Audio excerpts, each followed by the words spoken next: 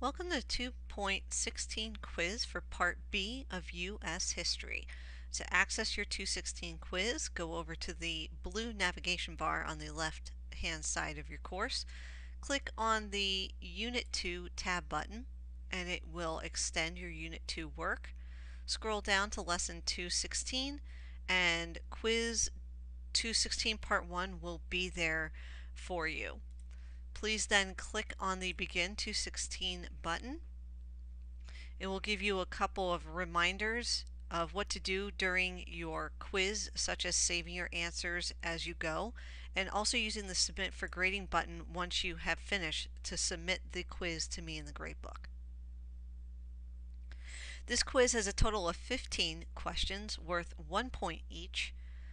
I will be reading to you the quiz questions along with the answer options as we go to help you with your quiz. The first question is, which is a false statement about the United States in the years after World War I? The United States emerged from World War I heavily in debt to European nations. More widespread use of electrical power contributed to greater industrial efficiency. Ford Motor Company installed the first moving assembly line. Wealth was concentrated in the hands of a few.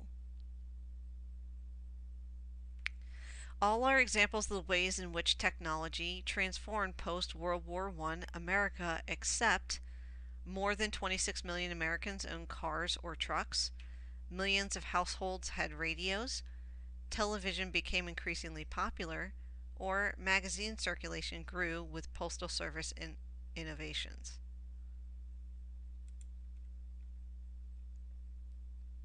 Number 3, which is a post-World War I American cultural trend of the 1920s?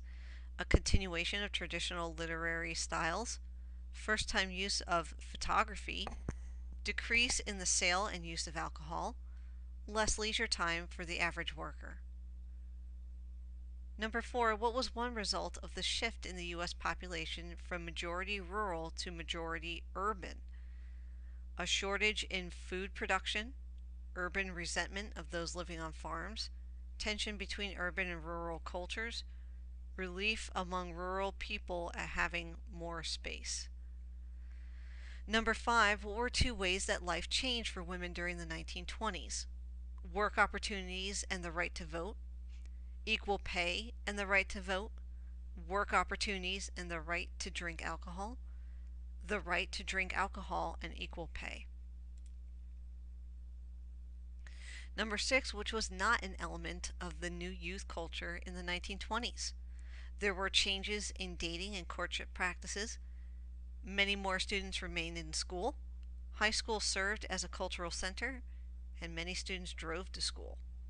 Or many students drove to school. That's your last option. Number 7, which represents the modernist trend in the arts or literature during the 20s? Jazz, poetry that rhymes, portrait photography, a novel with an authoritative viewpoint.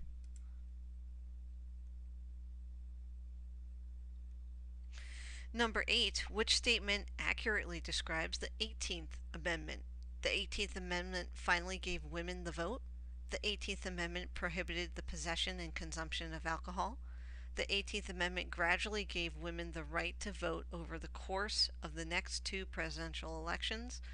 The 18th Amendment banned the sale of alcohol in an attempt to promote social reform. Which statement most accurately describes the consequence of passing the 18th Amendment? Women responded by voting in huge numbers in the next election. The consumption and possession of alcohol increased despite the new law. Bootleggers gained wealth and organized crime increased. Taxes increased to meet the cost of enforcing the law.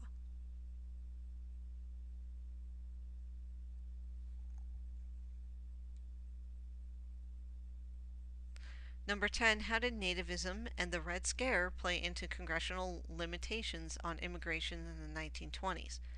Nativists were opposed to limitations on immigration, but the Red Scare changed their thinking. Nativists saw immigrants as un-American and dangerous, and communists as part of a conspiracy. Nativists campaigned for preferential treatment for Asian Americans, but wanted to limit the rights of Russians and Jews. Or the last option, nativists offered to conduct citizenship classes for immigrants, especially Russians and Jews whom they distrusted. Number 11, which was a reaction to the increased urbanization, secularization, and new science of the 20s? A demand for more science education in public schools, an enormous increase in the number of people entering the ministry, the teaching of fundamentalism in schools in the North, the trial of a teacher who violated a law against teaching the theory of evolution. Number 12, prejudice against blacks, immigrants, Jews, and Catholics led to increased membership in what reactionary organization? The neo-Nazis, the Wobblies, the Ku Klux Klan, or the Communists? Number 13, which group benefited most from the policies of President Warren Harding? Immigrants, labor unions, nativists, or big business? Number 14, which group benefited most from the policies of President Calvin Coolidge? Immigrants, labor unions, nativists, or big business? Number 15, what movement was an explosion of African American cultural creativity? The Promise of Harlem, the Jazz Age, the Harlem Renaissance, or the Flapper Era? Number 15 is your last question for Quiz 216. Please click on Save Your Answers to make sure that all your answers are saved, and then submit for grading. As always, contact me with any questions at all, and I wish you luck on your quiz.